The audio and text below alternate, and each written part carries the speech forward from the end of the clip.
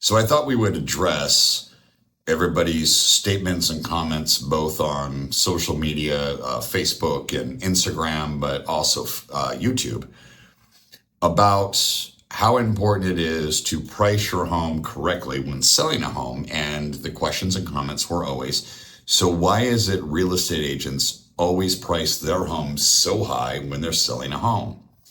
And I think that is the most fantastic thing we could talk about because it's actually really simple. Real estate agents overprice their home when they sell their own home because they're human. They want to do the exact same thing you as a seller want to do, which is get the most amount of money possible for the sale of their home. They also suffer from the same thing that you do, which is, well, I've lived here. I put the money into it, rehabbing it and changing and updating it and keep it painted. And I love the house. So therefore it must be worth more than the neighbors and the comps. And you go, okay, so why is the agent telling me not to do that when they come and sit with me at my kitchen counter? I'm going to put my home on the market.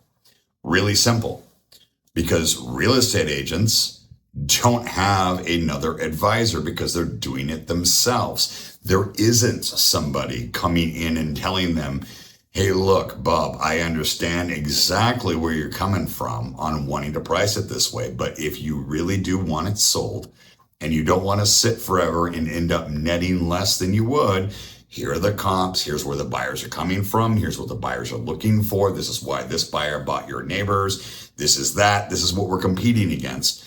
There isn't anybody in their ear. They're not getting any advice. They're going it alone. Now, a couple of things I want you to think about. First off, you guys have no idea how many real estate agents only got their license because they and their spouse were either going to buy a home or sell a home. I taught real estate licensing school for years in the early 2000s. The amount of people in my classrooms at night were people that were only planning on getting licensed because they were going to sell their own home and then they were going to go back to their normal job. They never planned on being a professional. And I always come back to the cousin Kelly, the one you all know that when you go to either buy or you're going to sell, you feel obligated because it's, let's say, your wife's cousin and it's cousin Kelly. And cousin Kelly has a real estate license, so shouldn't we use her? And doesn't she know what she's doing?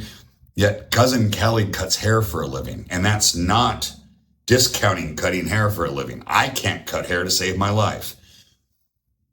Point is, they're not actually a professional. The other part I want you to remember, even in movies, TV shows, the books, and in real life, have you ever seen an attorney get in trouble where maybe they had to go to court? They were being either sued or, let's say in like the books and the movies, they're being accused of murder or something.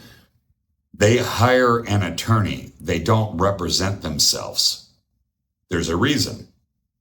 You can look at the same thing with really good CPAs, financial advisors, tax attorneys. When they are keeping their own books, they don't do them themselves. Yes, they do it for other people for a living, but they hire someone else to represent them. Simply because when you don't have that tied to the principle of the sale or result advice, you're going to get better advice. You're going to get somebody who's thinking clearer, and they're going to be able to help you with your thinking and decision making. I wish real estate agents, when they went to sell their own home, would hire one of the agents they respect in their area. I know that I will. I sold my house one time by myself. And I won't do it again. I'm going to hire one of the agents that works with me that I respect to represent me. So there's your answer. That's why real estate agents overprice their homes. By the way, 99.9% of the time, if we know a real estate agent is the owner of the property, that's probably the worst deal on the block. and they'll eventually come down and get it right. And then they'll be at the office the next morning complaining about how poorly they did and how the market sucks. But yeah, real estate agents overprice their homes. They're human and they've got nobody advising them to do a better job at it. That's why you do need your own representation, whether you are not a real estate agent selling your home or whether you are a real estate agent and selling your home. Might be wise to seek outside counsel, just like attorneys.